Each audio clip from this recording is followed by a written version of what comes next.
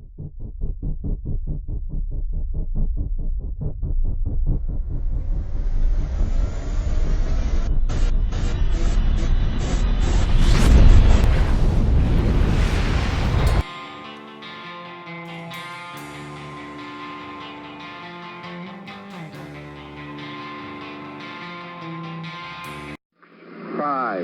4, 3, 2, 1.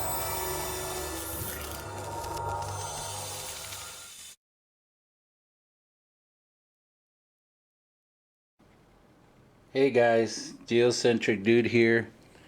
Another YouTube video. Welcome everyone.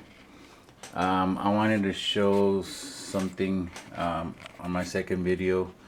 The World Atlas. I can't find a date that it's printed. It just says Classics Edition. But I found this very interesting. That's the first page of it. This Atlas, one of the gods, I guess. And what's he holding? The map of the flat Earth. And people say, well, no, it's not. It's a projection map of the globe.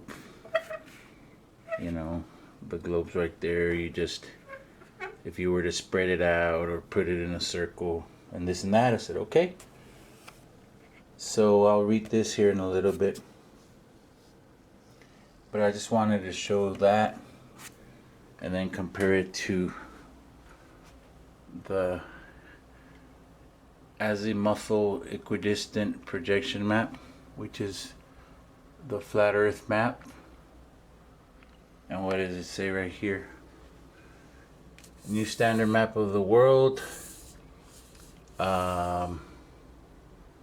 Longitude and time calculator.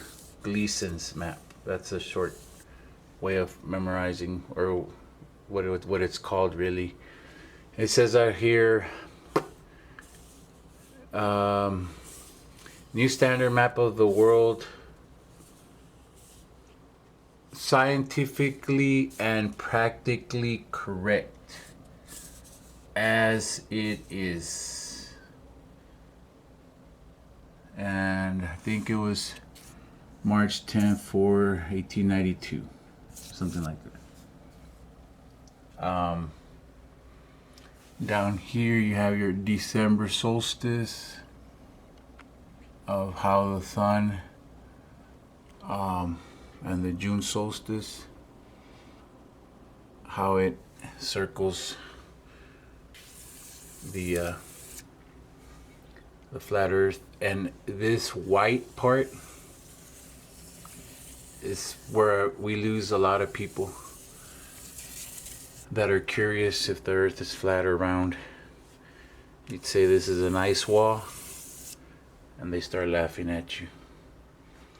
And well, look at what it says about the this map right here. It's just so you know, it's right there again, right on page, well, 7, page 7. Page 7 is the same map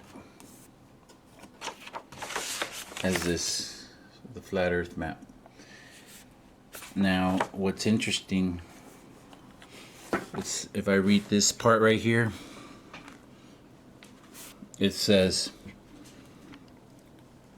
this map has been prepared with the North Pole as the mathematical center.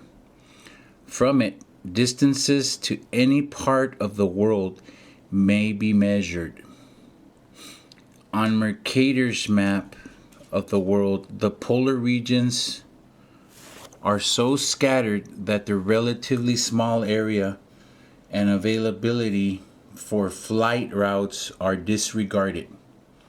But then look at what it says. Today, with airplanes following great circles courses, often within the Arctic Circle. Polar projection maps are indispensable to the people of this air-minded age.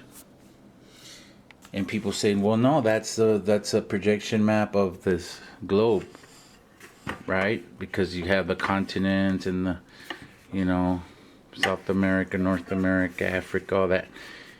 Oh, so it's just put on a big circle. Okay, but how do you explain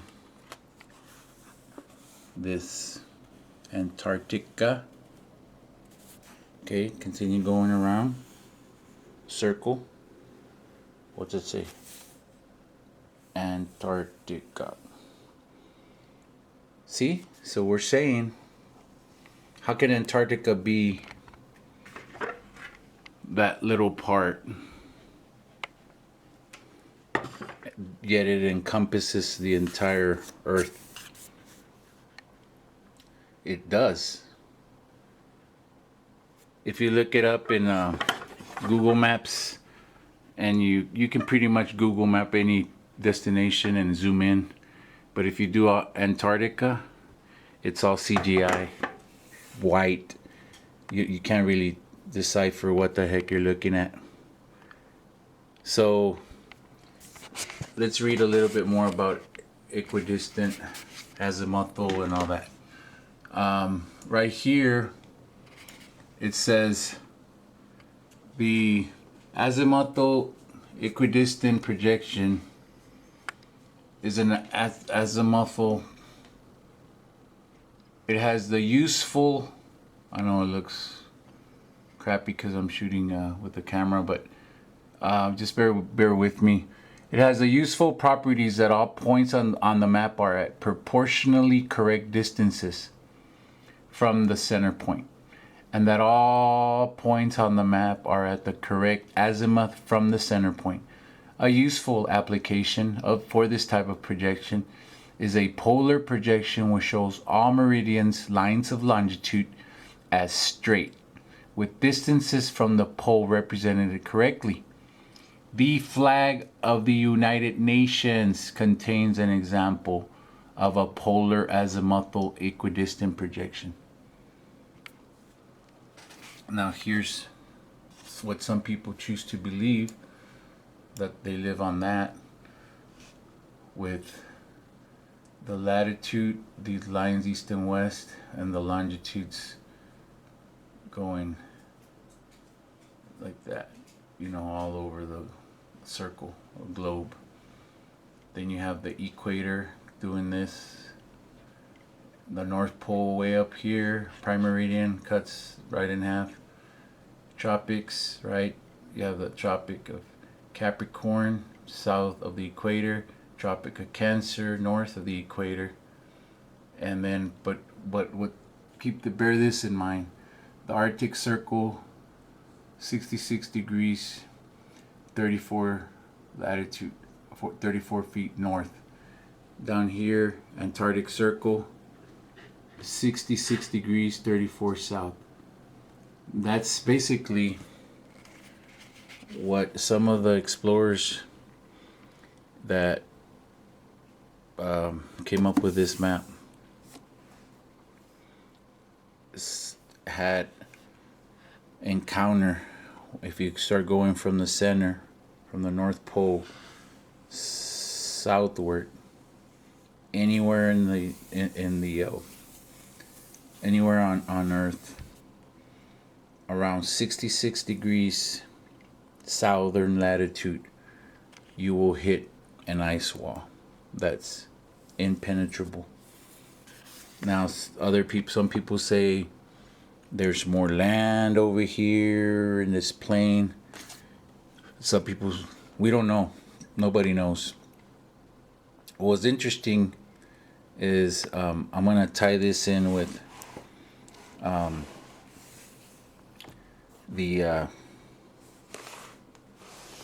see it, that's Illustrated Gazetter of the United States.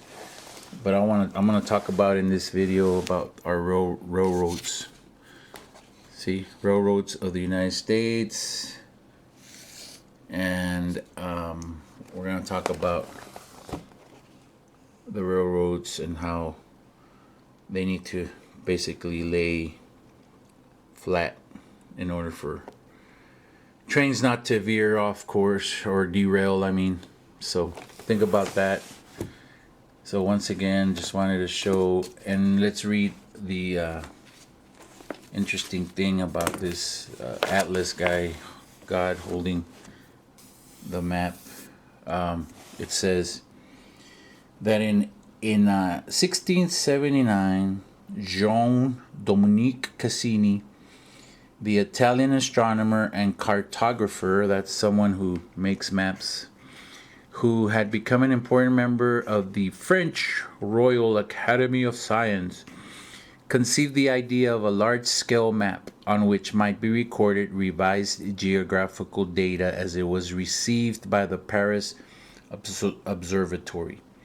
To this end, he chose the circular third floor of the west tower of the observatory. Here, under his direct supervision, Sedillo and de Chazelles drew the planisphere for the first time, employing the basic projection used for present-day global air age maps. Hello. Which that I can segue into the flat plane article from NASA, from their website of how airplanes fly on a flat and stationary Earth. This map was first reproduced in 1696. 1696. Okay? 1696.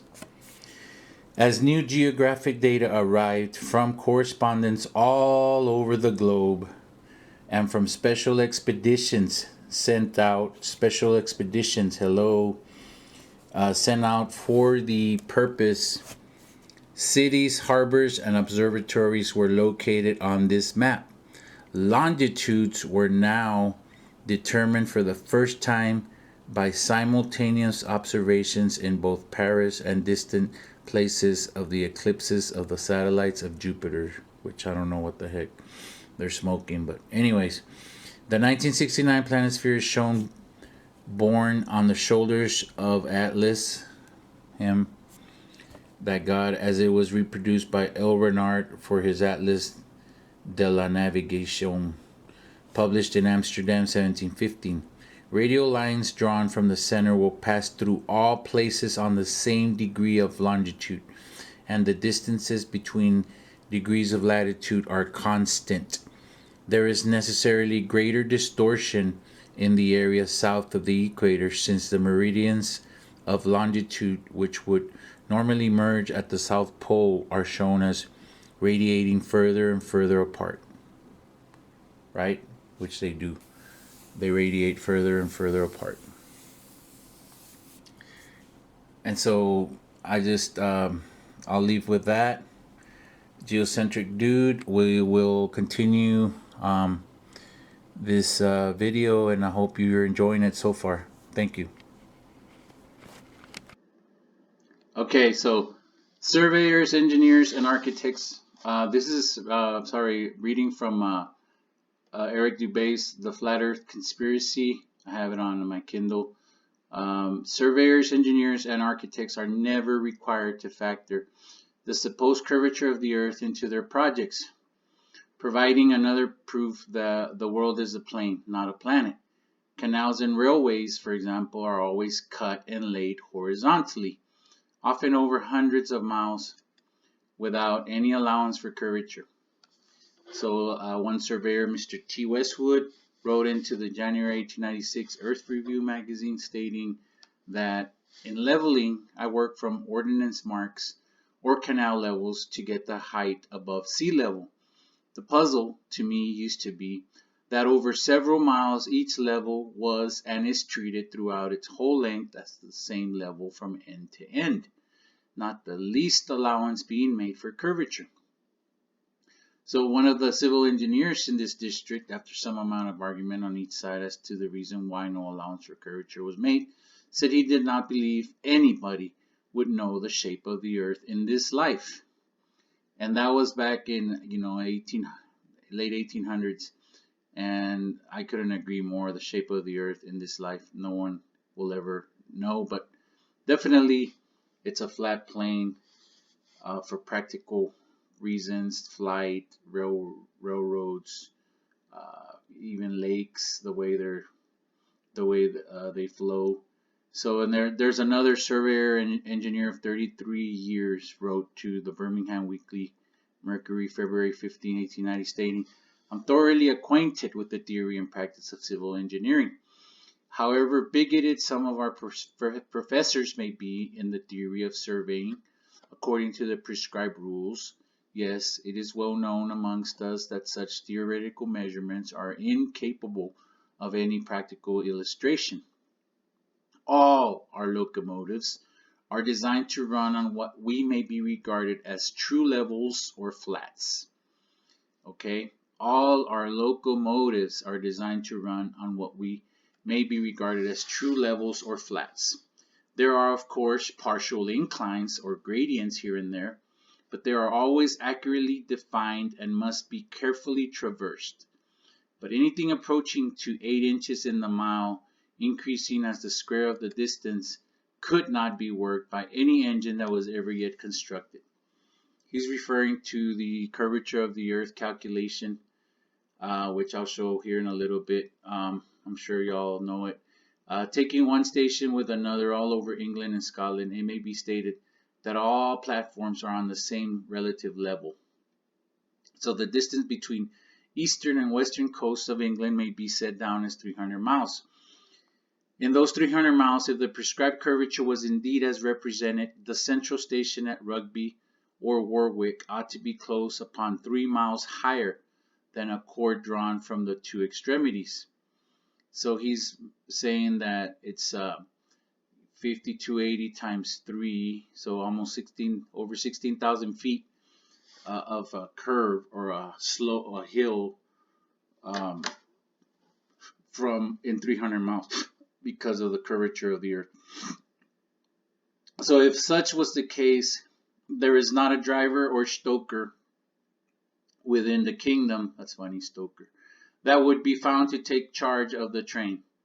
We can only laugh at those of your readers who seriously give us credit for such venturesome exploits as running trains round spherical curves. Look at what he says here. Horizontal curves on levels are dangerous enough. Vertical curves would be 1,000 times worse, and with our rolling stock constructed as at present physically impossible.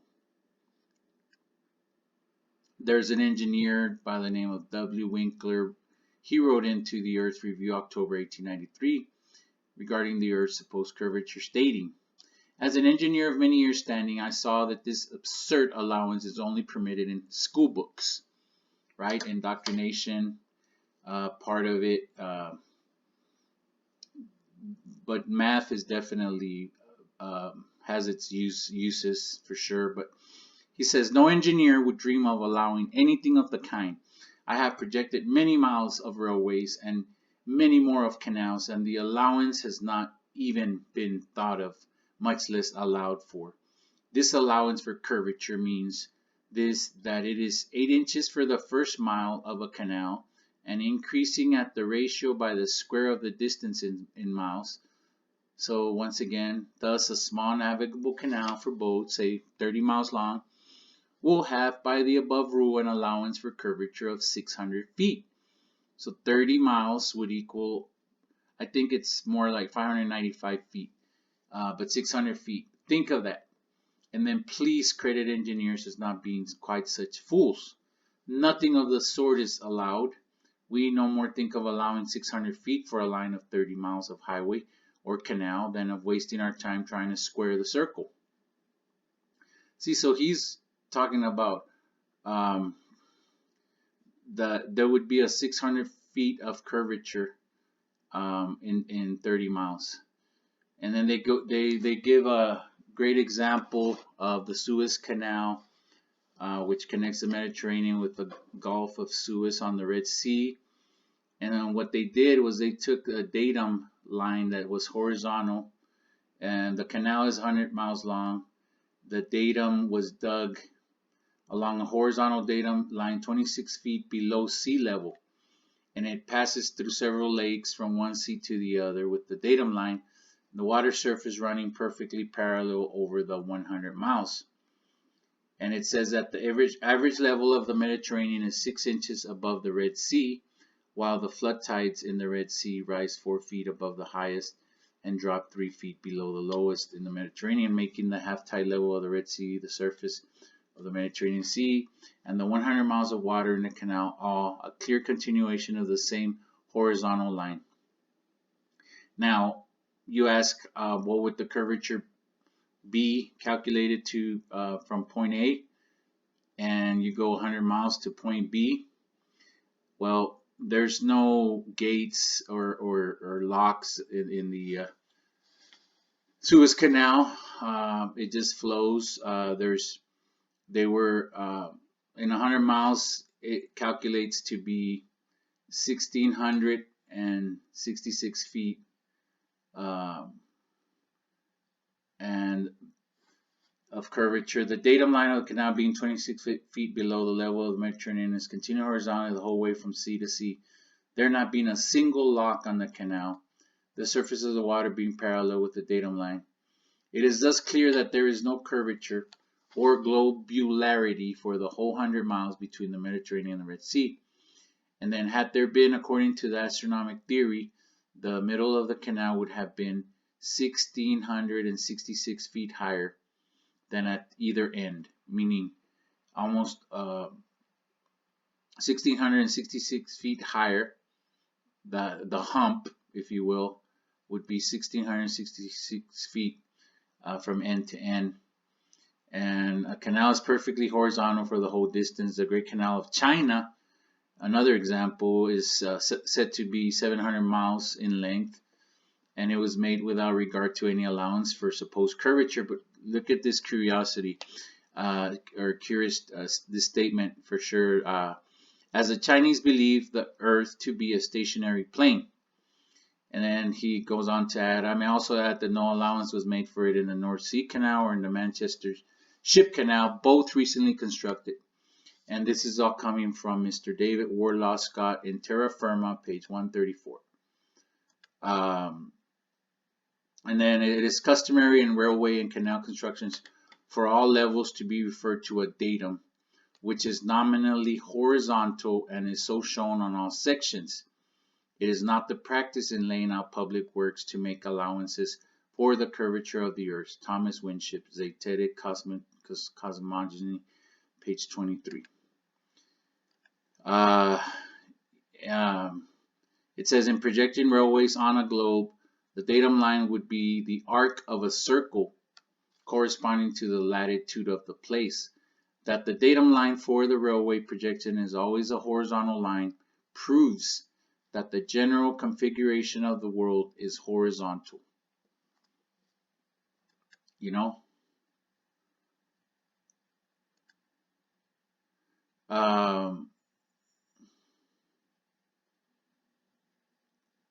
It says, all railway metals must of necessity be straight. Okay, guys, so quoting from Wikipedia, or not quoting, but researching about the first transcontinental railroad, also known as the Pacific Railroad. It was a 1,912-mile continuous railroad line constructed between 1863 and 1869. It connected the existing Eastern U.S. rail network at Omaha, Nebraska, Iowa, with the Pacific coast at the Oakland Long Wharf on San Francisco Bay. So it ends up being about 33 pages if you try to print it, which I try to do so I could highlight all the important stuff that I wanted to highlight in detail and reference. So 1,912 miles. Go to Google Earth. That's about a little bit less. Take your ruler, point A from San Francisco to here. But you have to really go, add it all up, the lines. We're going to go straight, then another, and then another line, and another straight tracks, all the way. So they calculate about 1,912 miles. So 1,912 miles from here, point A to point B. And instead of referencing that back and forth, I took my own notes from this article in Wikipedia, and I'll reference. So, continuing with my own notes from the Wikipedia page, it said most of the early work on the Central Pacific consisted of constructing the railroad track bed, cutting and or blasting through or around hills, filling in washes, building bridges or trestles, digging and blasting tunnels, and then laying the rails over the Sierra Nevada mountains in Nevada, I think. Yeah, once the Central Pacific was out of the Sierras and the Carson Range, progress sped up considerably as the railroad bed could be built over nearly flat ground. And of course, in those days, the Central Pacific once did a section of 10 miles of track in one day as a demonstration of what they could do on flat ground, like most of the Union Pacific had in Wyoming and Nebraska. So continuing on, the Platte River, it was too shallow and meandering to provide river transport, but the Platte River Valley headed west and sloped up gradually at about 6 feet per mile. So 6 feet per mile is, if we do the slope formula, it would be the 6 feet divided by 5280. Whatever we get, we divide by, multiply it times 100, because 5280 feet in a mile. So 6 divided by 5280 times 100.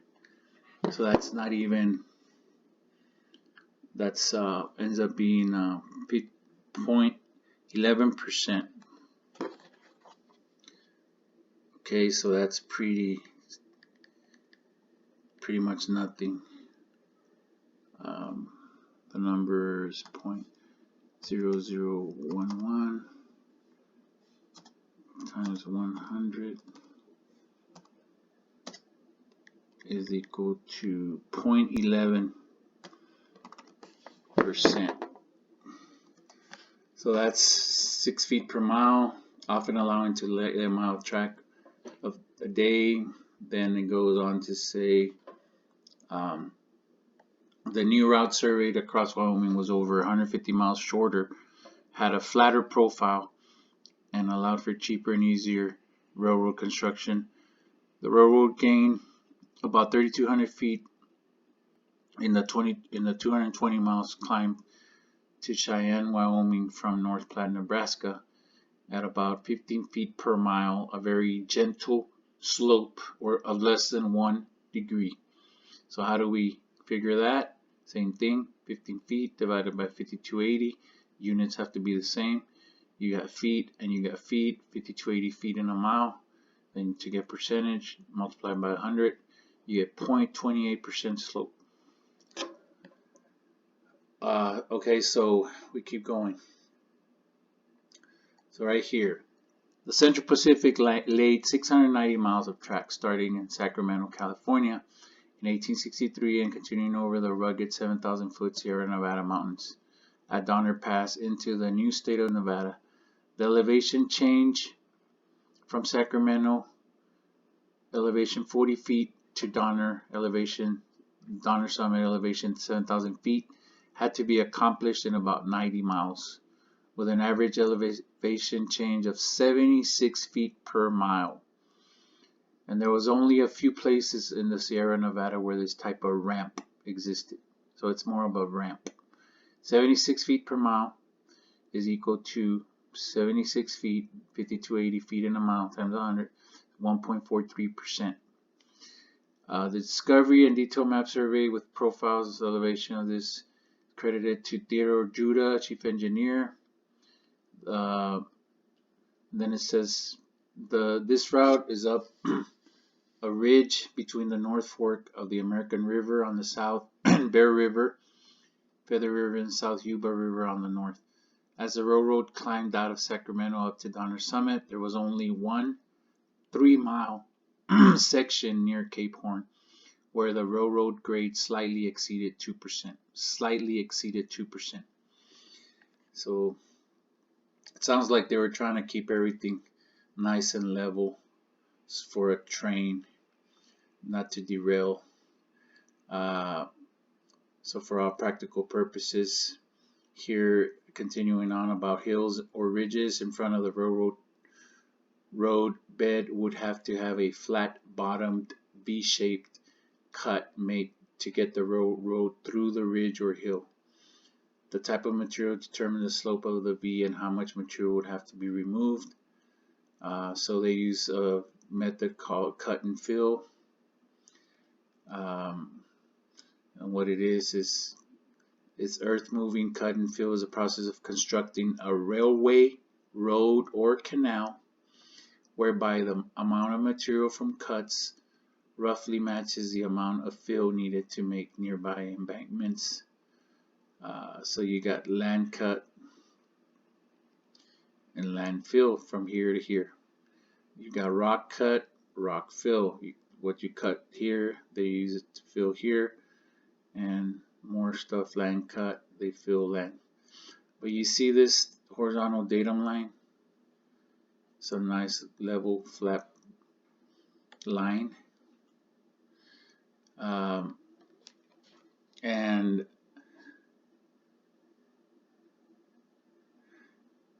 there are a variety of reasons for creating fills, among them reduction of grade along a route or elevation of the route above water, swampy ground, or areas where snowdrifts frequently collect.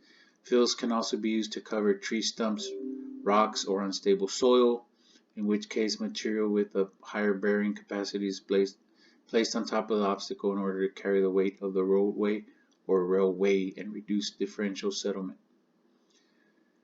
So keep going on my notes, and I come up with the very here where it says on June 18, 1868, Central Pacific reached Reno, Nevada after completing 132 miles of railroad up and over the Sierras from Sacramento, California. By then, the railroad had already been pre-built down the Truckee River on the much flatter land from Reno to Wadsworth, Nevada. So you see flat, always trying, works best.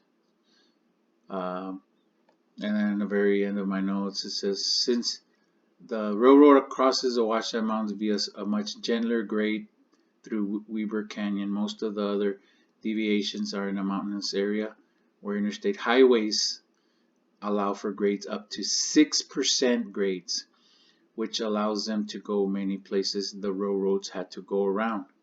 In other words, the railroads, since their goal was to hold their grades to less than 2%.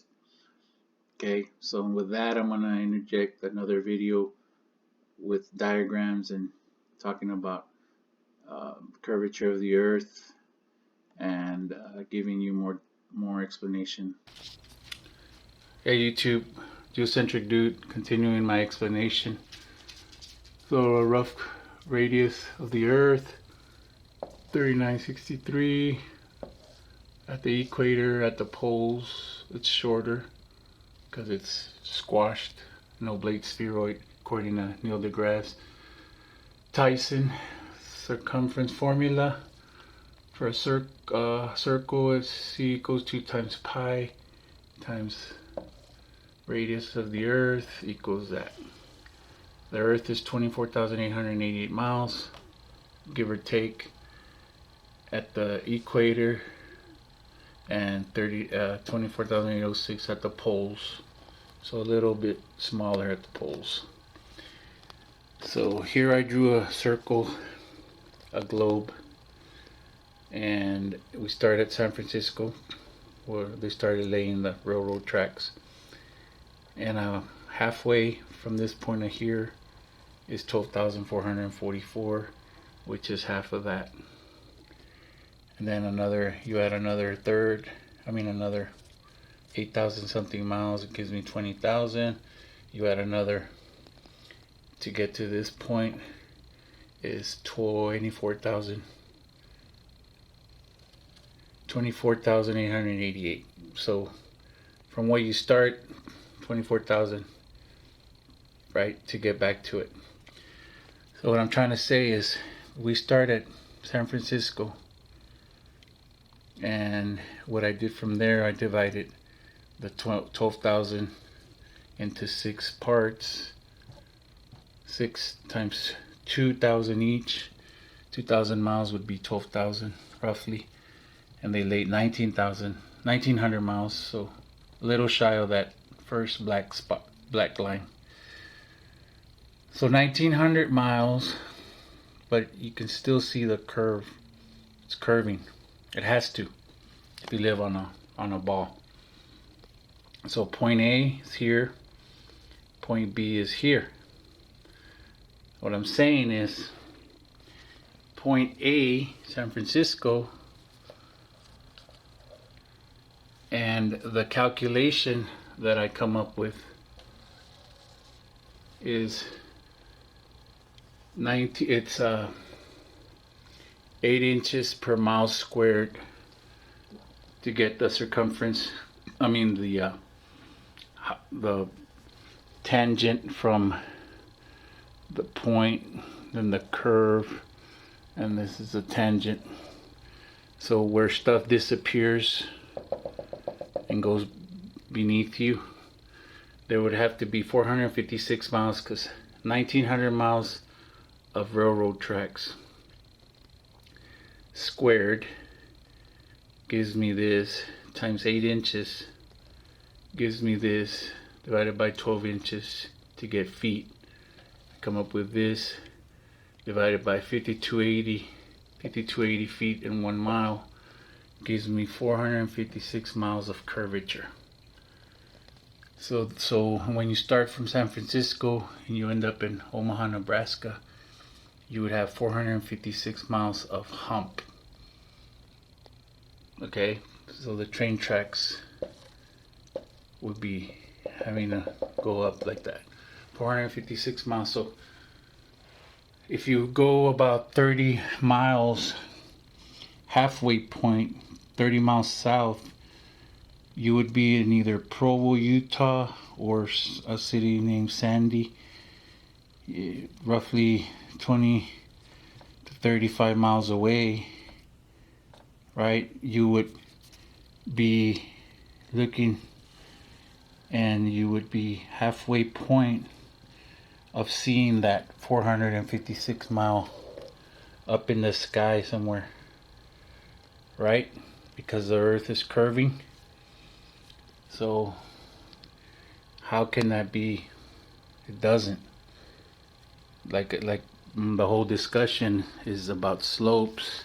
1 to 2 degree slope is severe enough, and they try and keep the railroad tracks as level as possible. So the only way is if there is no curve. There is none of this going on for highways, for train tracks, or even flying, or even out in the ocean. No such thing as curve calculation in practical everyday use, surveying, or anything like that. All right, hope that makes sense, guys. Thanks. Okay, guys, so here's an interesting question I hear all the time. If the earth is flat, why can't you see far Spain from New York, for example, or something crazy? And this article from livescience.com, of course, talking about the earth is a sphere, a globe, a ball. How far away is the horizon? And it says that on a clear day you can see for miles and miles. For a 6 foot tall person, the horizon is a little more than 3 miles. Geometry tells us that the distance of the horizon, i.e. the farthest the eye can see before Earth curves out beneath our view, depends simply on the height. So if you go on top of Mount Everest, 29,000 feet, horizon would be about 230 miles. So that's how far away you could see the higher you go. And then, but then you have the adverse effects of refraction, cold weather, atmospheric, weather-wise, fog, and scattered lights, and of course topography. Topography plays a role. Even the best viewing conditions aren't much good if there's a big fat mountain in your way. Well, guess what? Flat Earth is the same exact. They probably got that from Flat Earth.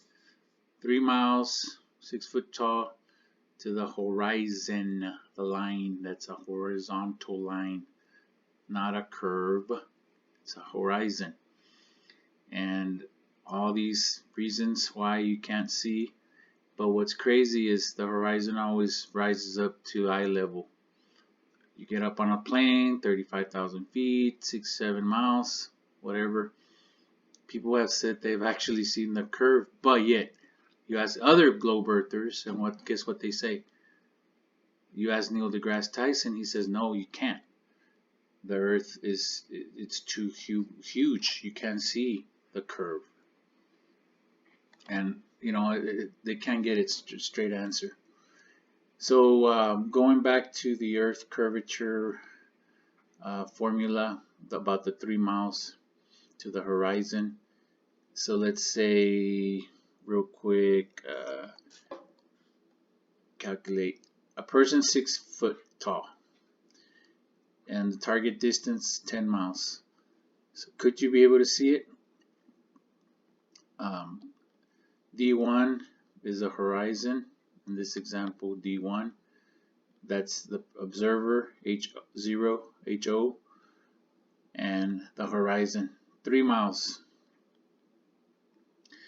And the H1, it's 10 miles away over here, would have a 32 foot away from this horizon that it drops. So 32 feet.